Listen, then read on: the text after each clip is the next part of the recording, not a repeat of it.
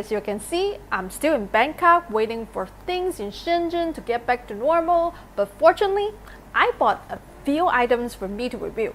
Today, I'm looking at a wearable camera. While first-person video is very popular on YouTube, good wearable cameras are still fairly bulky. GoPro-style cameras have great quality video, but are large and require a helmet or a head strap. For DIY videos, something small that can be angled downwards at the hands and easy to slip on and off is ideal.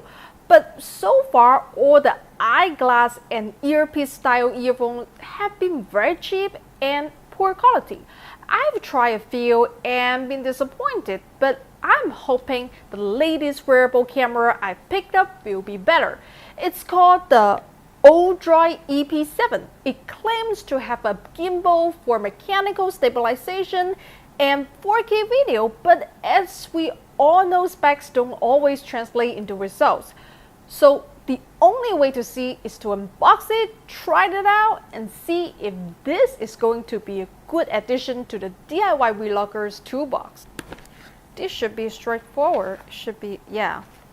So this is the camera, and this is the camera frame, and I'm going to mount the camera onto the frame and ready to test it out. Should be like this. Here's the screw. Oh, there are more components. The USB charging cable and a bag for you to put it in, obviously.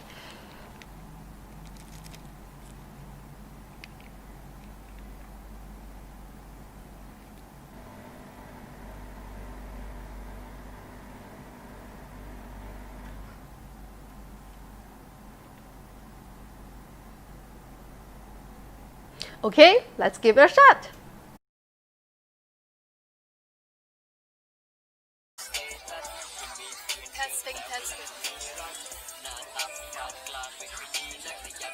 Testing.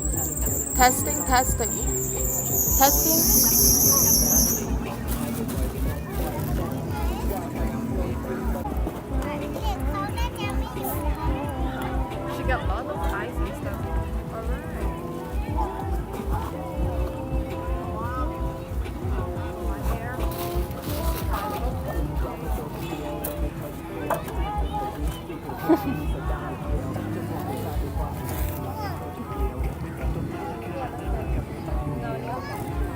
Alright. Đây à? Ồ, nặng. Mìnhจะปิวนะ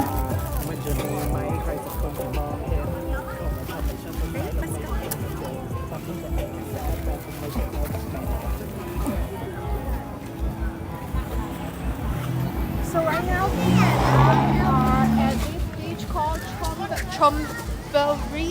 ชลบุรี บางแสน หาดบางแสน Yeah, some beach. So this beach is in Bangkok. I see they have some ski jack. I want to try that because I got my waterproof case for the 360 camera. I'm a little bit concerned for dressing. I have my bikini underneath because a lot of people here I don't think because nobody's wearing bikini if I'm wearing it, it's so fierce. I just kept talking, and she was like, what? Yeah. I don't have a stammer for walking or running. I have a stammer for talking. Look, it's so clouded. Let's go back. Very clouded and narrow. We are too big to side by side walk. I think that's it.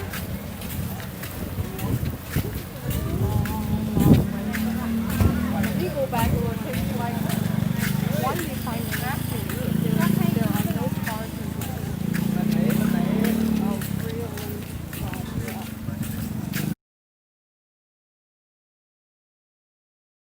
So right now we are going to the electronic mall to get some like soldering iron solder because you know back in Shenzhen I have my workshop and stuff. But in here, if I want to work, I need to have some basic tools, basic equipment like multimeter and stuff. But I don't think multimeter is important for now because I'm not doing like a big DIY project.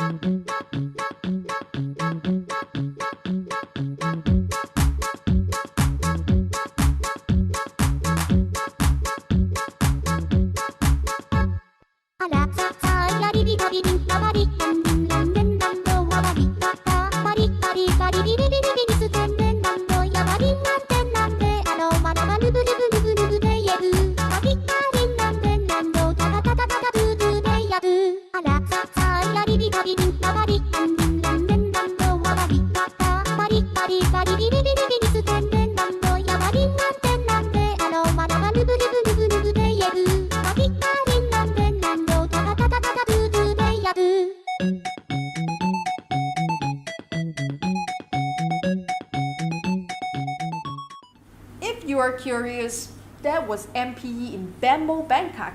I've got a 360 tour of the whole neighborhood I'll be posting soon also. It's all electronics, like a Taiyaki hopper. I bought this little PCB radio kit to build and a really neat cordless starting iron I want to try it out. I also have my Ordro EP7 wearable camera. I want to see how it does for a first-person view of DIY projects. But first, you got it! A word about my sponsor, JLC PCB. This is a PCB and it's the basics of almost all electronics made today. Just like people have ideas for apps for their phone, you can have ideas for PCBs if you want to get something specific done in hardware instead of software. And like phone apps, this is 1,000 times easier than it was just a few years ago. The gig economy means you can go online, get a prototype engineered for a reasonable price and make, well, pretty much anything you like, just like you've seen me do on this channel countless times. Right now, as I'm shooting this video, the coronavirus is almost under control in Shenzhen. There have been no new cases diagnosed in quite some time, but the preventative measures are quite strict. Fortunately, the PCB manufacturing process is mostly automated and already require protective gear, clean rooms, and a lot of separation between workers. It's pretty much the best place to work during an academic. So everyone is safe and working hard. I'm told there will be no delays if you choose to place an order. Thanks, and remember, one of the best ways to support me is to support my sponsors. They take good care of me.